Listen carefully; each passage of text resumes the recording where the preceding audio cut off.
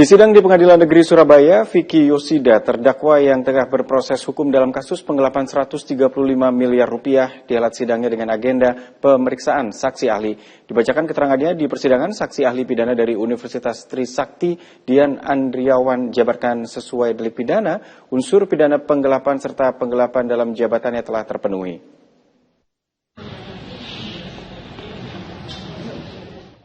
Kenakan kemeja putih, Vicky Yosida terdakwa kasus penggelapan 135 miliar rupiah yang merupakan mantan direktur PT MII dan PT MAI, perusahaan bidang pengadaan bahan pupuk urea dan produksi plywood dan pengolahan kayu lapis. Sidangnya kembali digelar di PN Surabaya dengan agenda pemeriksaan saksi ahli. Berhalangan hadir Dian Andriawan, keterangannya akhirnya dibacakan oleh jaksa di muka persidangan.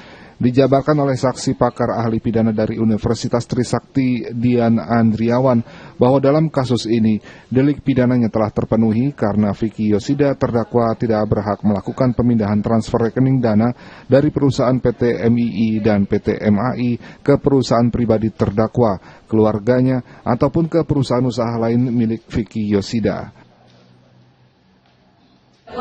Vicky Yosida tidak memiliki hak untuk melakukan pemindahan dana tersebut. Ahli menjelaskan bahwa untuk delik dengan sengaja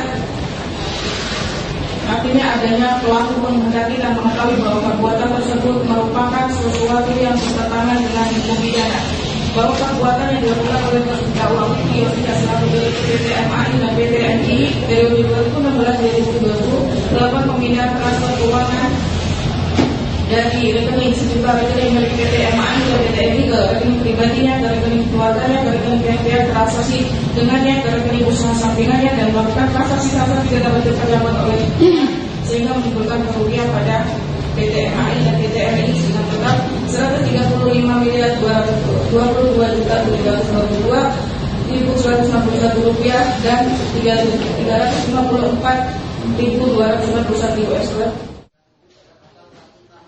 Ditegaskan pula unsur delik pidana terpenuhi, unsur delik melawan hukumnya juga terpenuhi, sehingga unsur pasal 372 KUHP terkait penggelapan dan pasal 374 KUHP pidana penggelapan dalam jabatan unsurnya semua terpenuhi.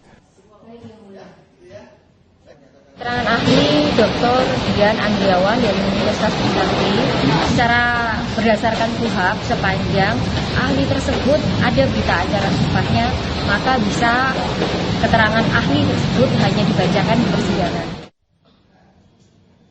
Diketahui dalam kasus ini Vicky Yosida diduga menggelapkan uang 135 miliar rupiah dari perusahaan PT MAI dan PT MII sejak tahun 2016 hingga 2020 dan digunakan untuk 22 perusahaan yang didirikannya. Berdasarkan hasil audit eksternal, ada kerugian hingga 135 miliar rupiah akibat perbuatan terdakwa.